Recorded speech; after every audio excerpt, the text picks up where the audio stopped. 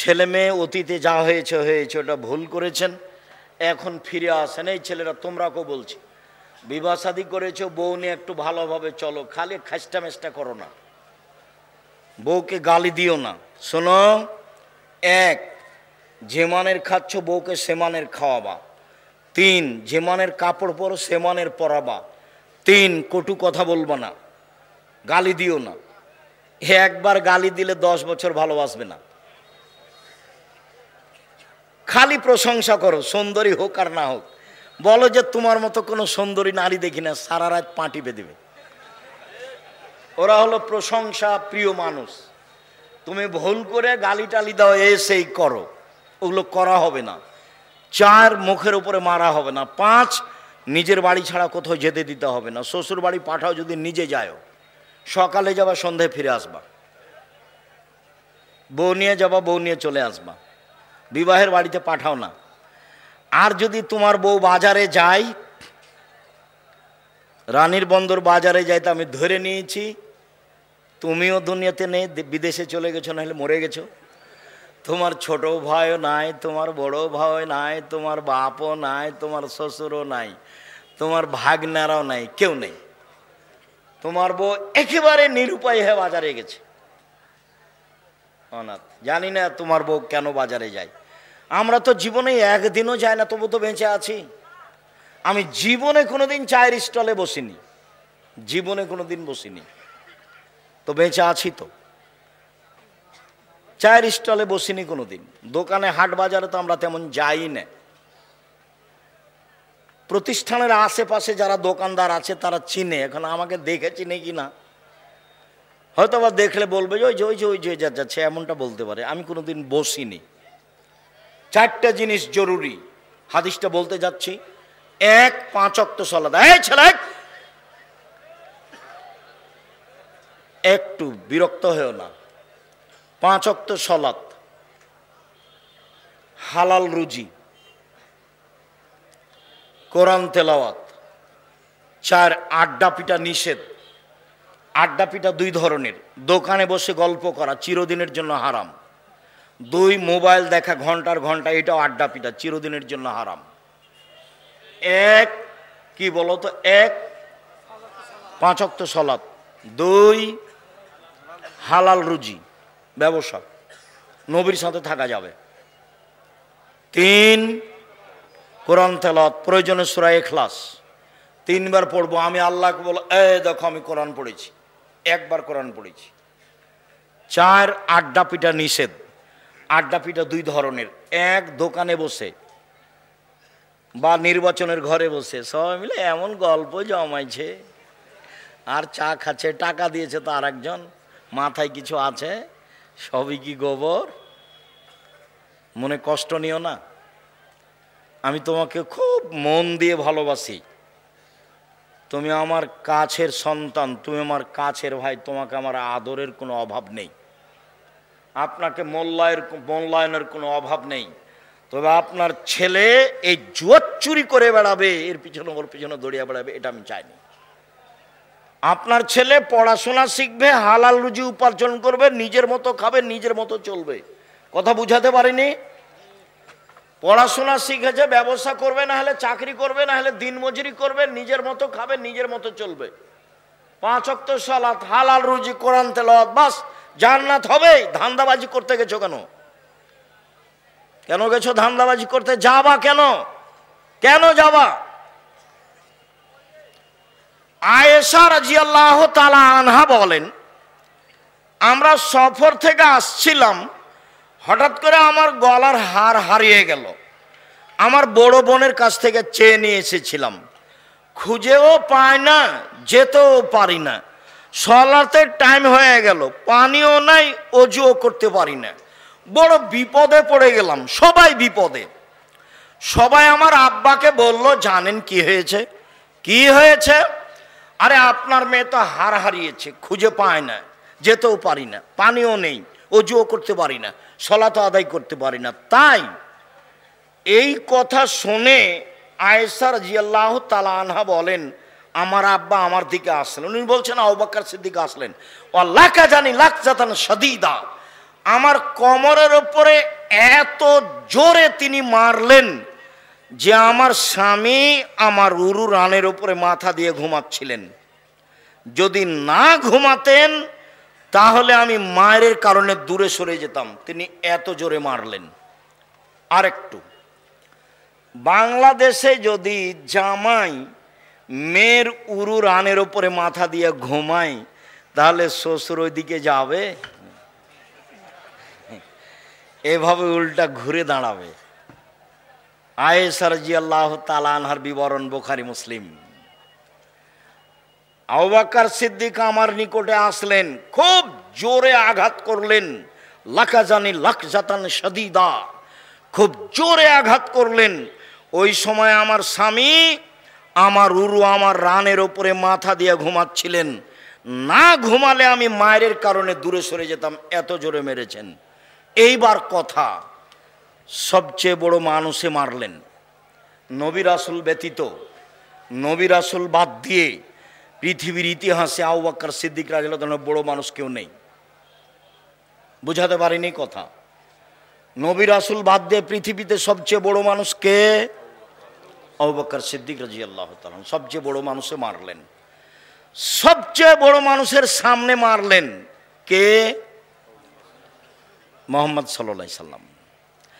সবচেয়ে বড় মহিলাকে মারলেন। কাকে মারলেন? আয়েশা রাদিয়াল্লাহু আনহাকে মারলেন। বিবাহদারী মেয়েকে মারলেন, মেয়ের বিবাহ দিয়ে দিয়েছেন। জামাইয়ের সামনে মারলেন, হাত দিয়ে মারলেন, দিন দুপুরে মারলেন, প্রায় 1400 মহিলার সামনে মারলেন, 1400 মানুষের সামনে মারলেন, মহিলা নয়, 1400 মানুষের সামনে মারলেন। সবচেয়ে বড় মানুষে মারলেন, সবচেয়ে বড় মানুষের সামনে মারলেন, সবচেয়ে বড় মহিলাকে মারলেন, হাত দিয়ে মারলেন, বিবাহদারী মেয়েকে মারলেন, জামাইয়ের সামনে মারলেন, দিন দুপুরে মারলেন, খোলা মাঠে মারলেন। এত বড় বাপে এত বড় বেটিকে এত মানুষের সামনে মেরে দিলেন। ভুল কোথায় হারটা হারিয়ে গেছে বুঝতে পারেননি, এ হলো ভুল। আর আপনার মেয়ে দোকানে দাঁড়িয়ে আছে বোরখা পরে, খারাপ লাগলো না? আপনি একটা ধমকও দিতে পারেন না? মেয়েটা ক্লাস 10-এ পড়ে, নখ বড় আছে, চুল ছোট আছে, আপনার প্যান্টটা আঁটো সাঁটো আছে, পায়জামাটা কত কি আছে, আপনার ভুরু তোলা আছে, ভুরু চিকন করা আছে, নাক পরিষ্কার করা আছে, কত কি যে আছে, দাঁত ছিলা আছে, সবই নাজায়েজ হারাম। আপনি ধমকও দিতে পারেন না? আপনার বউ তো বাপের বেঁচে থাকা ঠিক নয়, মরে যাওয়া ভালো। মেয়ে লালন পালন করবে জামিয়া সালাফে ইনশাল্লাহ। 5000-এর বেশি ছেলে মেয়ে আছে, 500-র অধিক এতিম অসহায় আছে। আপনার মেয়েকেও পড়াবো ইনশাল্লাহ। আপনার মতো বাপের আমি বেঁচে থাকা চাইনি। বাপ যেভাবে পরিবার কন্ট্রোল করা যাবে তার নাম বাপ। কথা দিয়ে পিটিয়ে পরিবার কন্ট্রোল করব, এ দেখেন বাপ মেয়েকে মারে দিলেন। বিবাহদারী মেয়েকে, বাপের কাছে মেয়ে কোনোদিন বড় হয় না, বুঝাতে পারিনি? বাপের কাছে মেয়ে কোনোদিন বড় হয় না। জামাইয়ের সামনে মারলেন। থামেন, আপনার মুখে বহুদিন শুনেছি সবচেয়ে দামি মহিলা আয়েশা। হ্যাঁ, কথা ঠিক। আয়েশা রাদিয়াল্লাহু তাআলা আনহার ব্যাপার আল্লাহ রাসূল বললেন যে বড় বড় বড় বড় জান্নাত পাবে পুরুষেরা, কিন্তু মহিলারা তেমন বড় জান্নাত পাবে না। এক, ফেরাউনের স্ত্রী আসিয়া পাবে বড় জান্নাত। 2, ইমরানের মেয়ে মারিয়াম পাবে বড় জান্নাত। 3, আয়েশার সম্মান সকল মহিলার উপরে, সারিদ খাদ্য যেমন সকল খাদ্যের উপরে। গোস্তের ঝোলে রুটি ভিজালে তাকে সারিদ বলে। এই ছেলে, কষ্ট হলে কিছুক্ষণ অপেক্ষা করো, কাছাকাছি চলে এসেছি। আমি বুঝতে পারছি পরিবেশ অনুকূলে নয়, এটা আমিও বুঝি। তোমাকে আমি ঘন্টার ঘন্টা বেকায়দায় ফেলে রাখবো, এটা আমি চাইনি। সম্মানিত দিনী ভাই বোন, রাসূল সাল্লাল্লাহু আলাইহি ওয়াসাল্লাম বললেন আয়েশার সম্মান সকল মহিলার ওপরে সারিদ খাদ্য, যেমন গোস্তের ঝোলে রুটি ভিজালে সারিদ হয়, তেমন সব খাদ্যের উপরে। এবার আয়েশা দেখেন, এবার খাদিজা, জিবরাইল আলাইহিস সালাম বলছেন মুহাম্মদ সাল্লাল্লাহু আলাইহি সাল্লাম, ওই যে খাদিজা, ওই যে খাদিজা আসছে, ওর হাতে একটা পাত্র আছে, তাতে আছে তরকারি, তাতে আছে খাদ্য, তাতে আছে তরকারি, তাতে আছে খাদ্য। খাদিজা যখন আপনার কাছে আসবে তখন তিনটা কথা বলবেন। এক, ফাকরা আলাইহা সালাম মিন রাব্বিহা, তাকে বলেন খাদিজা আল্লাহ তোমাকে সালাম দিয়েছে। নেন এবার। দুই, খাদিজা জিবরাইল তোমাকে সালাম দিয়েছে। নেন এবার। তিন, খাদিজা তোমার জন্য জান্নাতে একটা হীরা মুক্তা মানিক্য দিয়ে ঘর বানানো হয়েছে, যেখানে কোনো হইচই নেই, যেখানে কোনো কষ্ট ক্লেশ নেই, হীরা মুক্তা মানিক্য দিয়ে। পৃথিবীর দামি মহিলা ফেরাউনের স্ত্রী, ফেরাউনের স্ত্রী বলছেন রব্বি ইবনিল্লাকা বাইতান ফিল জান্নাহ, আমার জন্য তোমার কাছে জান্নাতে একটা ঘর বানাও। এ কথা আসিয়া বলেন ফেরাউনের স্ত্রী। আর জিবরাইল এসে বলছেন যে খাদিজাকে বলেন যে আপনার জন্য জান্নাতে একটা ঘর বানানো হয়েছে। এবার সমান করেন তো দেখি। আমি মনে হয় বুঝাতে পারিনি। হাদিস বুখারী মুসলিম। আবার বলবো নাকি? আবার বলি। জিবরাইল আমাদের নবীর কাছে এসেছেন, এসে বলছেন ওই যে খাদিজা আসছে, ওই যে খাদিজা আসছে। খাদিজার হাতে একটা বাটি আছে, ওতে আছে খাদ্য, ওতে আছে তরকারি, আপনার জন্য নিয়ে আসছে। ঠিক আছে, আসুক। আসলে আপনি তাকে তিনটা কথা বলবেন। এক, খাদিজা আল্লাহ তোমাকে সালাম দিয়েছে।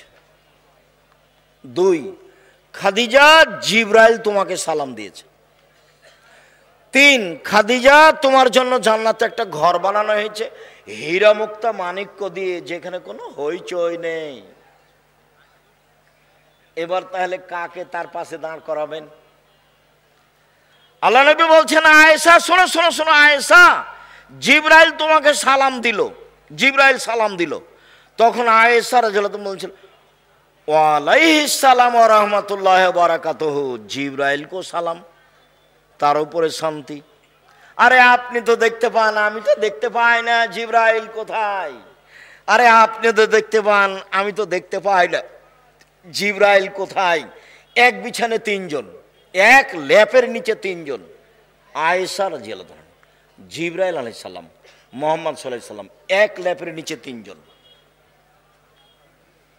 তো আয়েশাকে আল্লাহ রাসূল বললেন জিবরাইল তোমাকে সালাম দিয়েছে। তো আল্লাহ নবী কি বললেন যে আয়েশা আল্লাহ তোমাকে সালাম দিয়েছে? না, তফাৎ বুঝাতে পারলাম না। আল্লাহ আয়েশাকে সালাম দেননি। আয়েশা কাকে সালাম, আল্লাহ কাকে সালাম দিয়েছেন? খাদিজাকে। তাহলে এবার সমান করেন দেখি। তো আমি চেয়েছি আপনি আমার দিনী বোন, একটু আয়েশা খাদিজার মতো হবেন। তো কোন শরমে আপনি দোকানে দাঁড়িয়ে জিনিস কিনছেন? ছি ছি ছি ছি ছি ছি ছি। আপনার একটু ইতস্তবোধ হয় না? আপনাকে একটু খারাপ লাগে না? অথচ আপনার গায়ে বোরখাও আছে। ছি, নাউযুবিল্লাহি মিন যালিক। লা হাওলা ওয়ালা কুওয়াতা ইল্লা বিল্লাহ। লা ইলাহা ইল্লা আনতা সুবহানাকা ইন্নী কুনতু মিনাজ জালিমিন। আল্লাহ তুমি বাঁচাও। জাবের তালাক প্রাপ্তা মেয়ে বিবাহ করলে কেন? শুনেন, আমার আব্বা শহীদ হয়েছেন ওহুদের যুদ্ধে 9 জন মেয়ে রেখে। আমার 9 জন বোন আছে, এদের সমবয়সের, কম বয়সের, কম বুদ্ধির মেয়েকে আমি বিবাহ করতে চাইনি 4টা কারণে। শুনুন, আমার আব্বা শহীদ হয়েছেন ওহুদের যুদ্ধে, 9 জন মেয়ে রেখে আমার 9 জন বোন আছে। এদের বয়সের, কম বয়সের মেয়ে আমি বিবাহ করতে চাইনি 4টা কারণে। এক, লেতুয়াল্লে মাহুন্না, আমার স্ত্রী যেন আমার বোনদেরকে বিদ্যা শিখাতে পারে, বিদ্যা। ছেলে মেয়ে আপনিও পড়াচ্ছেন, কিন্তু আপনি ঠকে গেছেন। জাতির জন্য পড়াতে হবে, নিজের জন্য নয়। টাকা ইনকাম করবে, এটা আপনার মাথায় আসলো কেন? আরে আমার আব্বা নিরক্ষর, আমি কতদিন শুনেছি, আমার নিজের বাপের কথা বলছি। আমার আব্বা নিরক্ষর, আমি কতদিন শুনেছি আমার আব্বার মুখে। আরে ছেলে মেয়ে কি আমি ভাগ্য ছেড়ে এসেছে নাকি? ওদের জন্য অত চিন্তা করব কেন? ওদের ভাগ্য আছে। তা আমাকে যখন বলতে লাগলো যে আপনার ছেলেরা ভালো, আব্দুল্লাহ, আব্দুর রহমান, আব্দুর রহিম, ওদেরকে একটু স্কুলে দেন না। তখন আমি বললাম যে সবার ছেলে তো স্কুলে পড়ে, আর স্কুলে যায় কি করবে, এরা এই লাইনেই থাক। তো শিক্ষকের নাম্বার দিয়েছে 101। তা আমি বলছি হুজুর এভাবে দিলেন যে আব্দুল সামাদ সালাফি 101 দিলেন যে? আরে শোনো আব্দুর রাজ্জাক, জীবনে কত খাতা দেখলাম, তো 100 দিয়েছি, তো আমাকে এটা তার চেয়ে ভালো লেগেছে। তখন আমি কোনো পথঘাট না পেয়ে 101 করে দিচ্ছি। তো জাতির জন্য ছেলে মানুষ করেন, নিজের জন্য কেন? নিজের জন্য করলে ও কোম্পানির ওষুধ লিখবে, ও জানে যে এর চেয়ে ভালো ওষুধ আছে। কি করবে নে ছেলে দিয়ে? আর বেটি ছেলে হলো তার সহযোগী। বেটি ছেলে ভাষা বুঝেন না, মেয়ে মানুষ বুঝেন তো। ডাক্তারের সহযোগী কে? মেয়ে মানুষ। কেন দেশে ছেলে মানুষ নাই? ডাক্তার সাহেব আপনি মনে কিছু নিয়েন না, আপনাকে আমি ভালোবাসি। ব্যতিক্রম দুই একজন হবে না এটা নয়, দুই একজন হবেই। আমি তো সারা জীবন বলে আসলাম 90 সাল থেকে আমি কোনোদিন পথ খরচ চাইনি, পাথেও চাইনি। তো এমন তো সবাই বলে না, বলে কি? কারো মুখে আমি শুনিনি যে ওইও বলছে আমি কোনোদিন জীবনে পথ খরচ চাইনি। আমাকে যদি কেউ পথ খরচ দিতে চেয়েছে জোর করে, আমি আপনার প্রোগ্রামই করব না। আমার জীবনে কোনোদিন আমাকে কোনো এমপি, মন্ত্রী বা কোনো চেয়ারম্যান, সভাপতি, সেক্রেটারির নত হয়ে কথা বলা লাগেনি। ওটা আমার জীবনে ওই পাতাই নাই, ওই পাতা আমি ছিঁড়ে দিয়েছি। খুব সম্মান সহকারে জাতির সামনে দিন নিয়ে আস, এবং মনে বড় স্বাদ আছে, সাহস আছে। আম গাছে জাম ধরতে পারে, ধরে না। অমাবস্যা রাতে চাঁদ উঠতে পারে, উঠে না। সুঁয়ের ছিদ্র দিয়ে লাঙ্গলের ফল ঢুকতে পারে, ঢোকে না। সুঁয়ের ছিদ্র দিয়ে লাঙ্গলের ফল ঢুকে যেতে পারে। আম গাছে জাম ধরে যেতে পারে, অমাবস্যার রাতে চাঁদ উঠে যেতে পারে। আমি যেই কথা বলছি এতে সন্দেহ আছে বলে কিয়ামত পর্যন্ত চেষ্টা করলে সরিষা ঢোকানো যাবে না। তার নাম বুখারী, মুসলিম। জাবের, আমার 9 জন বোন আছে, আমি বেশি বয়সের মেয়ে বিবাহ করেছি। 1, আমার বোনকে বিদ্যা শিখিয়ে দিবে। 2, বলে তুয়ার দেবাহুন না, আমার বোনদেরকে শিষ্টাচার শিখাবে। এই ছেলে, সব শিষ্টাচার সুন্দর নয়। বগলের লুম উঠিয়ে ফেলতে হবে, বেলেট দিয়ে কাটা যাবে না। নিচের লুম পরিষ্কার করতে হবে, ঊর্ধ্বে টাইম 40 দিন। শিষ্টাচার। ডান পায়ের জুতা আগে পরতে হবে, শিষ্টাচার। বাম পায়ের জুতা আগে খুলতে হবে, শিষ্টাচার। ডান কাতে শুইতে হবে, শিষ্টাচার। দোয়া পড়ে শুইতে হবে, শিষ্টাচার। দোয়া পড়ে উঠতে হবে, শিষ্টাচার। ডান হাতে খেতে হবে, শিষ্টাচার। পাশ থেকে খেতে হবে, শিষ্টাচার। বিসমিল্লাহ বলতে হবে, শিষ্টাচার। শিষ্টাচার দিয়ে ধর্ম ভর্তি। 1 গ্লাস পানি পান করলে কয়টা শিষ্টাচার লাগে? 5টা। শুনুন শিষ্টাচারের কাছে। এই ছেলে শোনো, তোমার আম্মাকে নিয়ে একটা কথা বলি। কাছাকাছি চলে এসেছি, কষ্ট নিও না। এবার শুধু তোমার আম্মার সাথে কথা বলছি, তুমি তোমার আম্মাকে বলে দিও।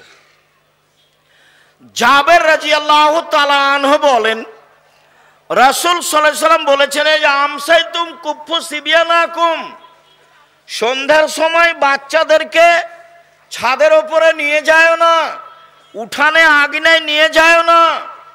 শয়তান ছড়িয়ে পড়েছে, শয়তানের বদনজর লাগবে। বাচ্চা রাতে কাঁদবে, কান্নাকাটি করবে, ছাদ থেকে উপরে ধাক্কা দিয়ে ফেলে দিবে।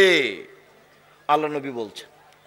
1, বাচ্চা, ছোট বাচ্চাকে কোথায় নিয়ে যাওয়া হবে না সন্ধ্যার সময়? বাহিরে, ছাদে, উঠানে, আগ্নেয়, খুলিতে, চত্বরে নিয়ে যাওয়া যাবে না, নিষেধ। 2,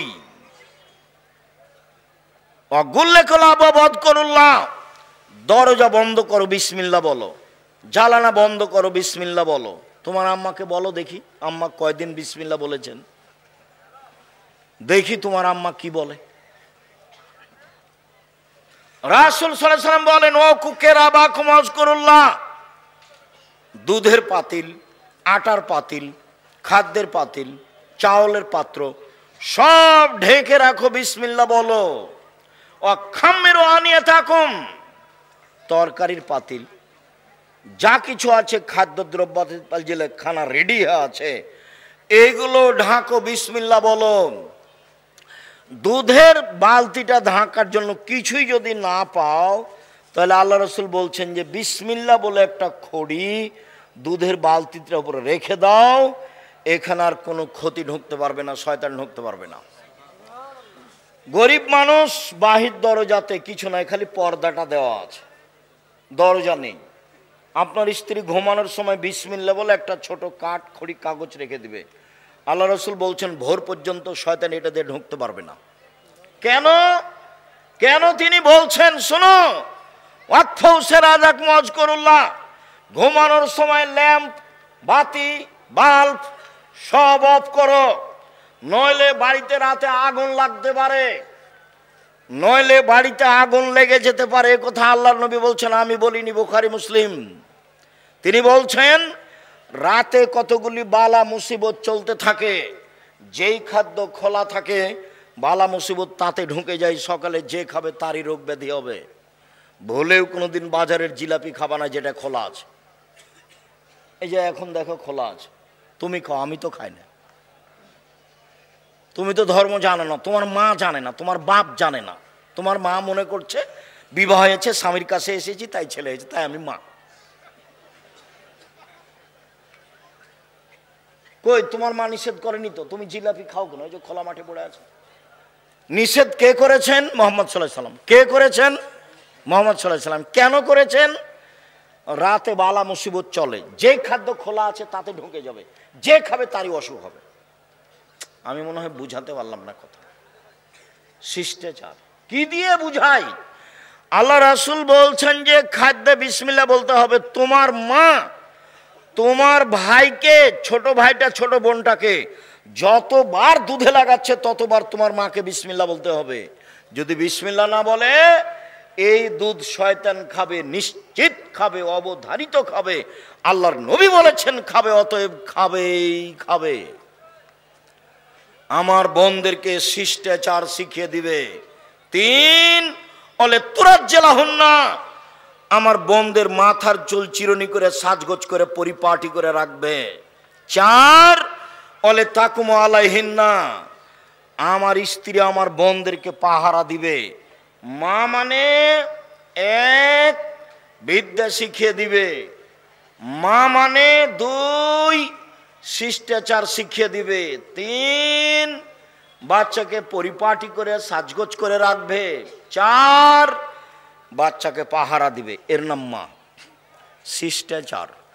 রাসূল সাল্লাল্লাহু আলাইহি সাল্লাম বলেন, কারো যদি 3টা মেয়ে থাকে, 1, বিদ্যা শিখিয়ে দেয়, 2, শিষ্টাচার শিখিয়ে দেয়, 3, বিবাহ শাদী দিয়ে দেয়, 4, আহসানা ইলাইহিন্না, তার সাথে ভালো আচরণ করে, তাহলে মেয়ে 3টি বিচারের মাঠে বাপকে জান্নাতে নিয়ে যাওয়ার জন্য জাহান্নাম থেকে অন্তরাল হবে।